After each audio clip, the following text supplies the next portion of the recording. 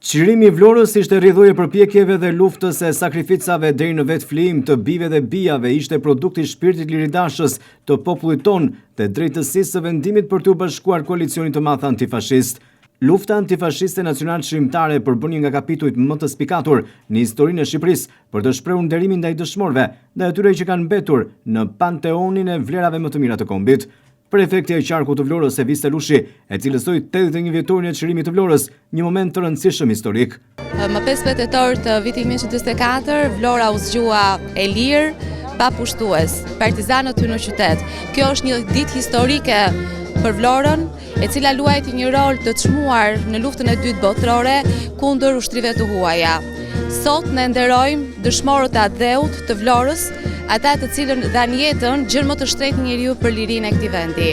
Me nderim i kujtojmë të gjithë këta dëshmorë dhe i paharruar qoftë kujtimi i tyre. Deputeti i qarkut të Vlorës Ardit Bido tha se 15 tetori është një ditë e shënuar pasi lidhet me sakrificën e dëshmorëve të Adheut, që sot përkujtohen me nderim dhe respekt. Lufta nacional çlirimtare është një ndër epopet më të rëndësishme të kombit shqiptar, ku shqiptarët u bashkuan për të çliruar Adheun e tyre nga pushtimi nazifashist, por mbi të gjitha për të krijuar një Shqipëri të lirë. Dhe në këtë betejë të shqiptarëve, të cilët u bashkuan nga jugu në veri, kryesisht në kuadër të Lançit, por edhe të organizatave më të vogla të cilat morën pjesë në luftë, ne duhet jemi mirënjohës ndaj atyre që dhanë jetën e tyre që në mënyrë që ne sot kemi një Shqipëri të lirë, në mënyrë që sot ne kemi një Shqipëri të pavarur ku vendosim vetë për fatet tona.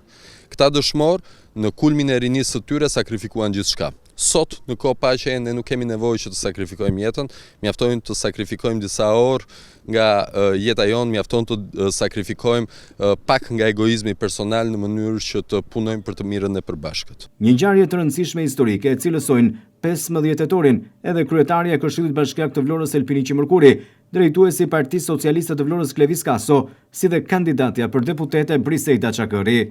Përkujtojmë sot 81 vjetorin e çlirimit të Vlorës. Në fakt sot është një ditë e lavdishme, edhe duhet kujtojmë dhe duhet të u japim mesazh gjithë brezave të rinj që mos harrojnë asnjë moment historinë edhe nga kanë ardhur.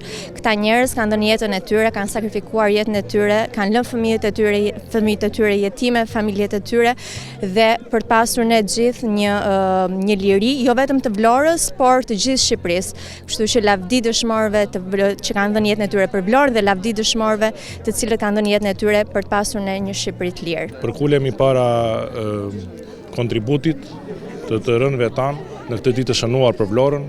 Vlora simbolizon qëndresën dhe lirinë e gjithë shqiptarisë.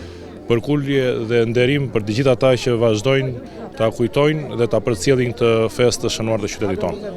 Ju uroj gëzuar të gjithëve 15 tetorin, është një ditë e shënuar për Vlorën dhe për Shqipërinë. Rof Vlora, rof Shqipëria.